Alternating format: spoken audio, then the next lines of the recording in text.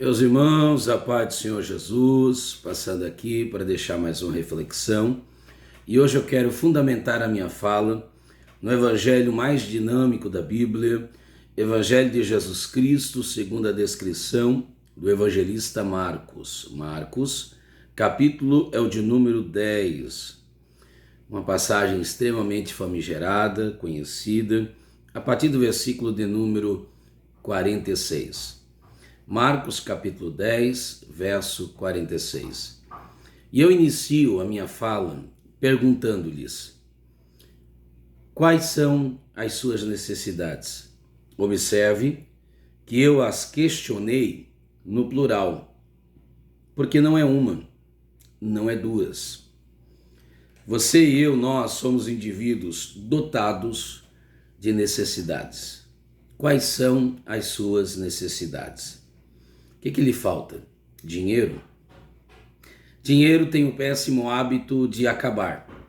E acabar breve. Acabar logo.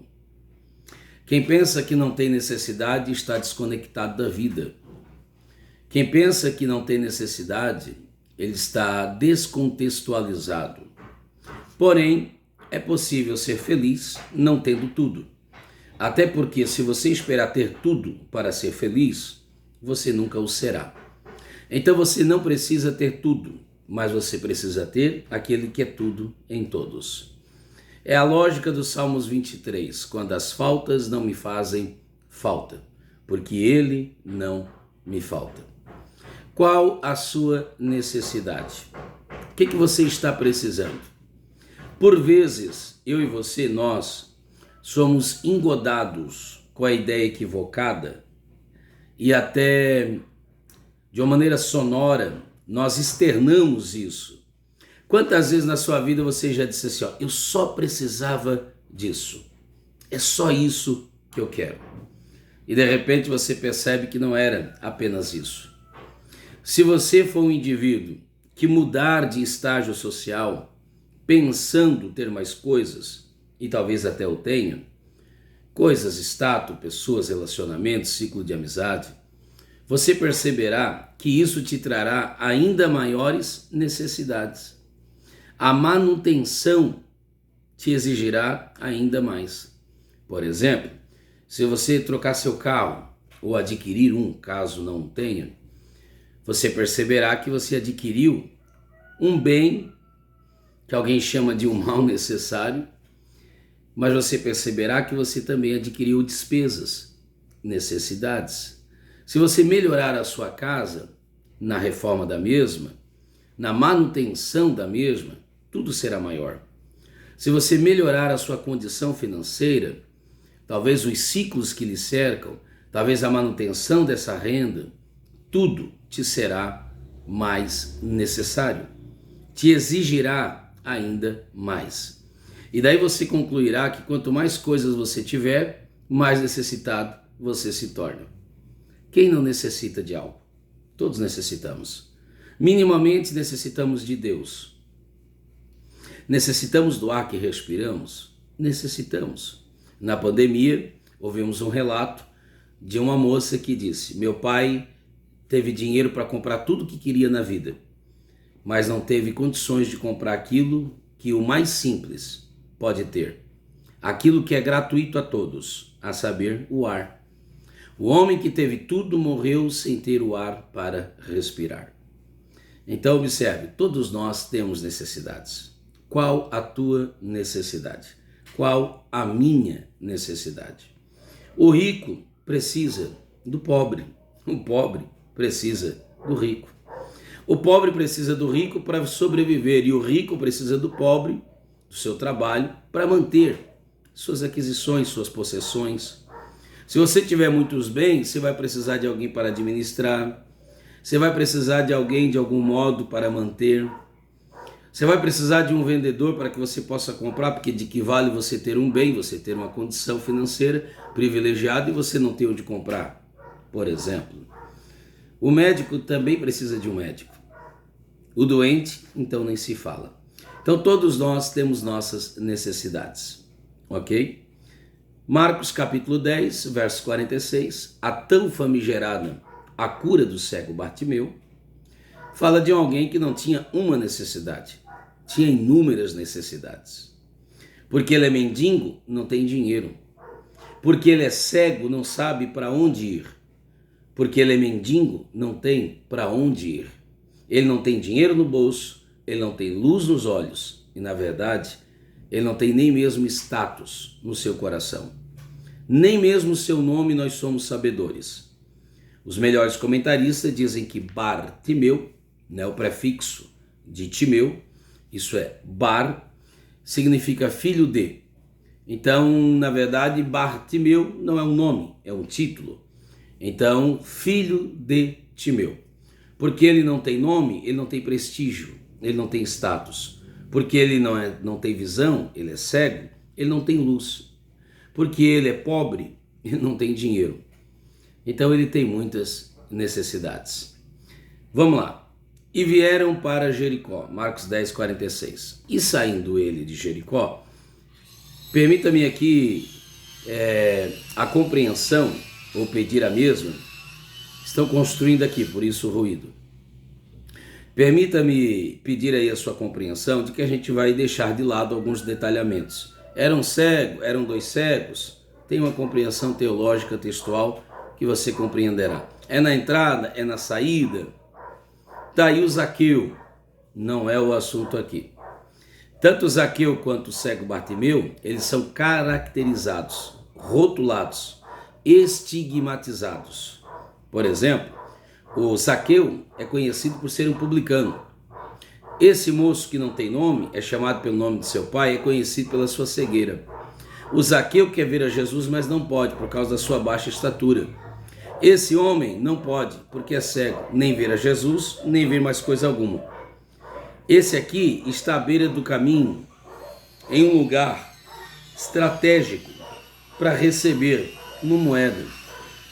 Jericó é uma cidade de passagem, Jericó é uma cidade extremamente movimentada. Jericó era uma cidade que a gente poderia até mesmo nominá-la como a cidade satélite da região. Então esse moço está num lugar inusitado. As pessoas não param no caminho. Caminho não é um lugar de parada. Caminho é um lugar de passagem. Caminho não é um destino. Caminho é um meio pelo qual o destino pode ser alcançado. Quando Jesus disse, eu sou o caminho, é isso que ele está dizendo. Eu sou o caminho. Eu sou o modo pelo qual você deve trilhar, caminhar.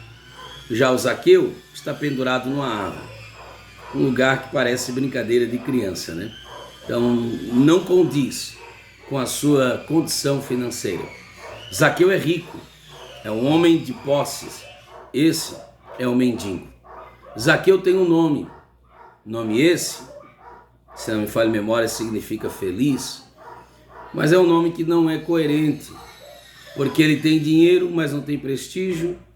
Ele tem dinheiro, mas ele tem uma necessidade. Ele queria ver Jesus. Então todos nós temos nossas necessidades. Uma à beira do caminho, outro pendurado numa árvore, né? Então, para o Bartimeu, Jesus disse levanta, para o Zaqueu, Jesus disse desce.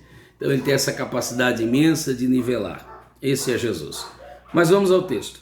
E saindo ele de Jericó, com os seus discípulos, e uma grande multidão, Bartimeu, o cego, filho de Timeu, estava sentado junto do caminho, mendigando e ouvindo.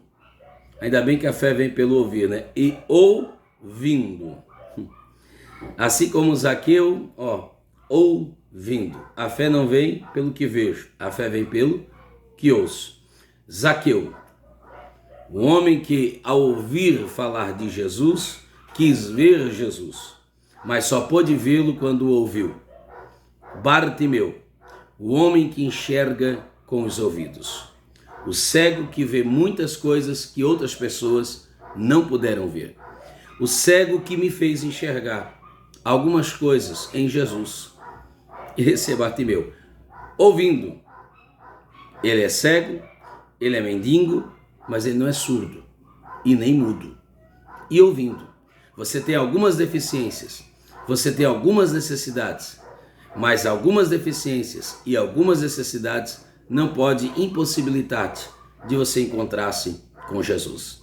Pelo contrário, é Jesus, aleluia, que vem encontrar-nos, apesar das nossas deficiências, apesar das nossas debilidades. E ouvindo que era Jesus de Nazaré, esse era o ruído. Jesus, o Nazareno, carpinteiro, começou a clamar e a dizer: Jesus, eu enxergo no Senhor não apenas o Nazareno, mas tu és o filho de Davi. Talvez aquilo que algumas pessoas que enxergavam perfeitamente não puderam ver em Jesus, este cego pôde ver. Talvez aquilo que as pessoas não perceberam em Jesus, esse sem vê-lo pôde perceber. Que eu lembre-me, é a primeira vez, o primeiro indivíduo que expressa-se, dirige-se a Jesus desse modo, chamando de filho de Davi. Todo judeu considera-se filho de Abraão, e nós também o somos pela fé.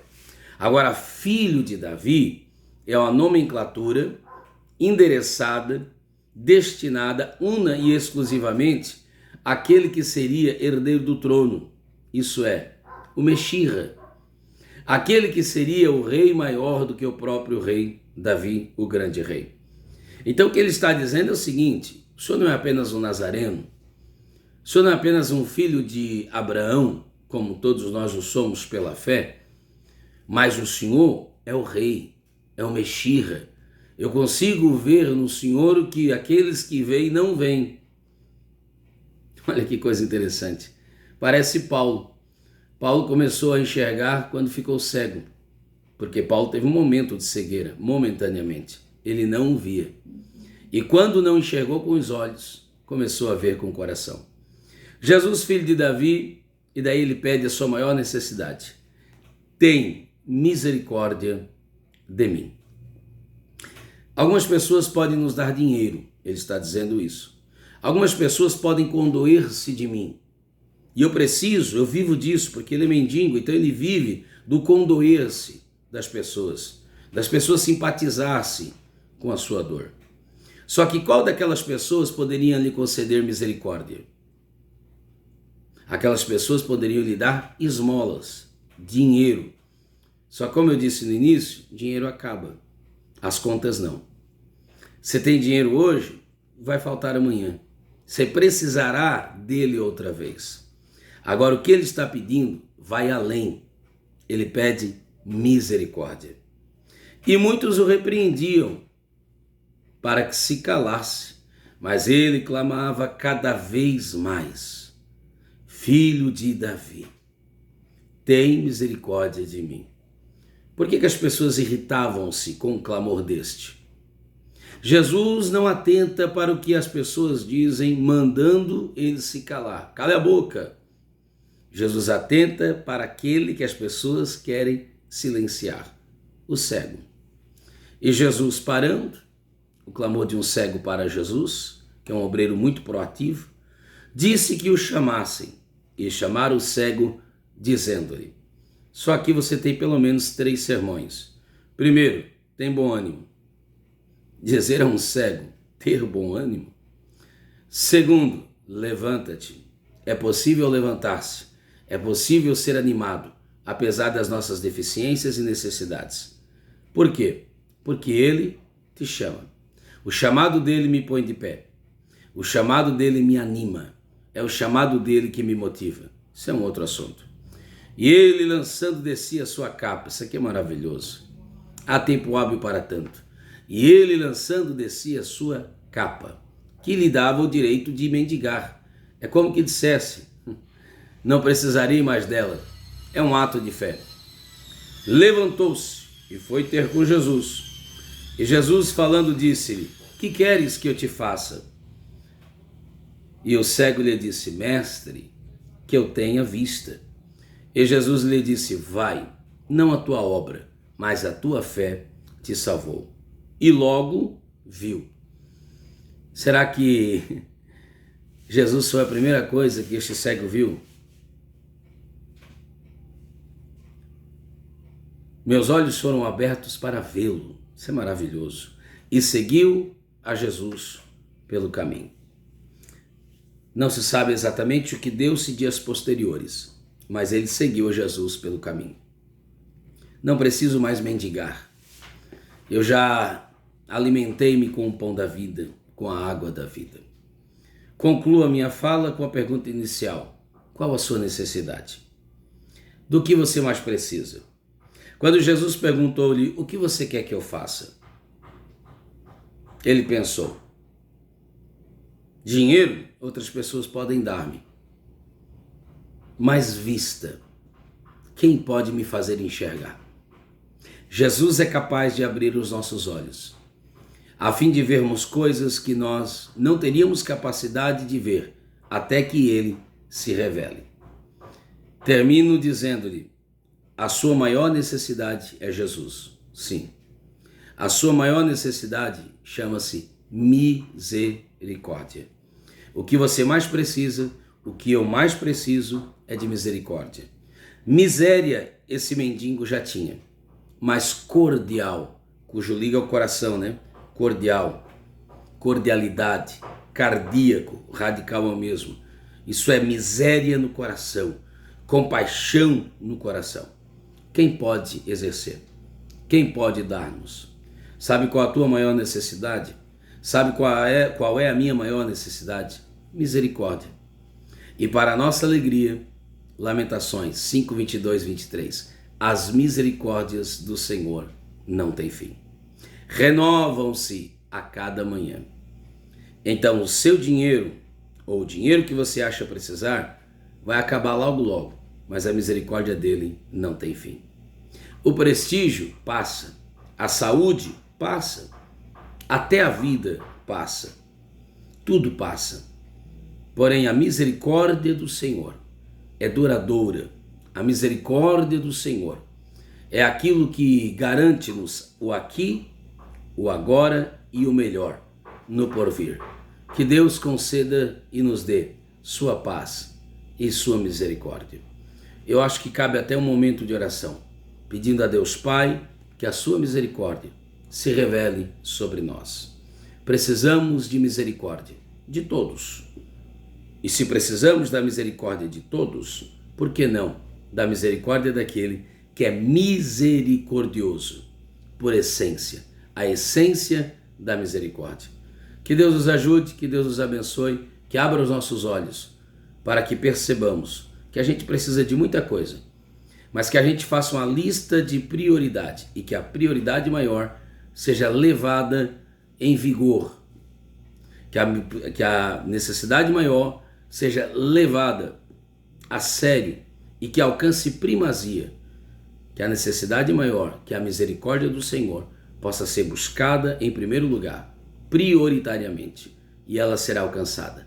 Saiba disso, dinheiro se gasta, dinheiro se vai, dinheiro diminui-se o seu valor, dinheiro desgasta-se, bens, coisas desgastam-se, sofre com o passar do tempo. Mas a misericórdia do Senhor, elas não têm fim. Garanto-te que o que você mais precisa, que o que eu mais preciso, é a misericórdia do Senhor.